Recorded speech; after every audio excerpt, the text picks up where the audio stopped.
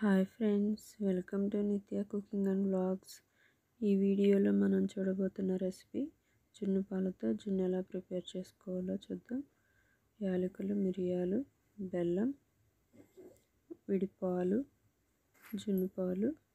ఇవి జున్నుతో వండుకోవడానికి కావాల్సినవి. బెల్లం అయితే ఇలా తరుక్కుని ఇలా పెట్టుకోవాలి. మిరియాల పొడి, యాలకుల పొడి ఇలా కచ్చాపిచ్చా దంచుకోవాలి. పాలు ఉన్నాయి కదా, జున్ను పాలలో ఫస్ట్ బెల్లం వేసుకుందాం. బెల్లం అంతా కూడా జున్ను పాలలో వేసుకుని మిరియాలు, యాలకుల పొడి వేసుకుందాం. ఇప్పుడు బెల్లం అంతా వేసేసాను. మిరియాలు, యాలకుల పొడి వేసుకున్న తర్వాత కొద్దిగా పాలు కూడా మనం యాడ్ చేసుకుందాం. జున్ను పాలలో అచ్చం జున్ను పాలు అయితే బాగోదు, కొద్దిగా పాలు కూడా పోసుకుంటే బాగుంటుంది. చూస్తున్నారు కదా, నేనైతే అన్నీ వేసేసాను. ఇవేనండి జున్ను పాలు ప్రిపేర్ చేసుకోవడానికి కావాల్సినవి. బెల్లం అయితే బాగా సన్నగా తరుక్కోవాలి. ఒకవేళ సన్నగా తరుక్కోకపోతే ఇలా చేయబెట్టి కలుపుతూ ఉండాలి. బాగా మిక్స్ అయ్యేది వరకు కూడా కలుపుకోవాలి. ఇదంతా కూడా బాగా నలిగిపోవాలండి. తర్వాత బెల్లం అయితే కరగదు. నేనైతే మొత్తంగా ఇలా ఉండలు లేకుండా నేను మొత్తం కరిగేలాగా బాగా కలుపుకున్నాను. ఇప్పుడు ఇడ్లీ పాత్రలో కొద్దిగా వాటర్ యాడ్ చేసుకుని మనమైతే ఈ పాలు మిశ్రమాన్ని దీంట్లో ఇడ్లీ పాత్రలో బాయిలింగ్ చేసుకుందాం. చూడండి, నేనైతే ఈ బాక్స్ అయితే పెట్టాను. దీంట్లో మనం పాలు పోసుకుందాం. బెల్లం అయితే ఏదన్నా సన్నగా, కొంచెం సన్నగా పలుకుల్లాగా ఉంటే పర్లేదు, కానీ బాగా బెల్లం అయితే ఉండకూడదు. నేనైతే మొత్తం బెల్లం అంతా కూడా బాగా కరిగి పెట్టుకున్నాను. చూస్తున్నారు కదా, ఇలా చేశాను. ఇది ఇప్పుడు మనం స్టవ్ మీద పెట్టుకుందాం. ఫస్ట్ దీని మీద మూత వేసి పైన ఇడ్లీ పాత్రగా ఉన్న మూతను మనం సెట్ చేద్దాం. వేసి ఇప్పుడు స్టవ్ వెలిగించి హై ఫ్లేమ్లోనే 10 మినిట్స్ కుకింగ్ అయిన తర్వాత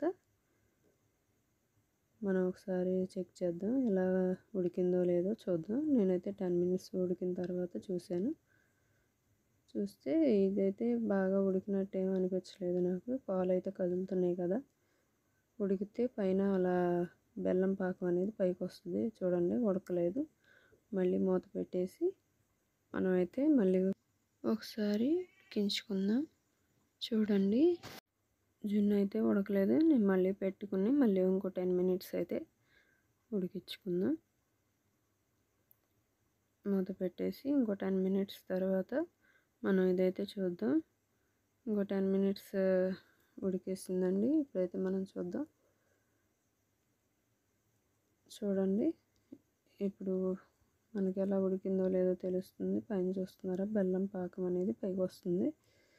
అలా పైకి వస్తే మనకు ఆల్మోస్ట్ ఉడికిపోయినట్లే. ఇప్పుడైతే మనం ఒక నైఫ్ తీసుకుని ఆ నైఫ్ని లోపలికి ఇలా గుచ్చితే నైఫ్కి మిల్క్ అనేది అంటకుండా ఉంటే అది బాయిలింగ్ అయిపోయిందని అర్థం. చూడండి, ఆవిరైతే పైకి వచ్చేస్తుంది. చూడండి, కంప్లీట్గా ఉడికింది. ఉడికిన తర్వాత ఒక 10 మినిట్స్ తర్వాత అయితే మనం చూద్దాం. కొద్దిగా చల్లారేంత వరకు కూడా ఇడ్లీ పాత్రలో వండించిన తర్వాత అది ఆవిరంతా కూడా స్టీమ్ అయిపోయిన తర్వాత మనం తీసి ప్రిపేర్ చేసుకుందాం.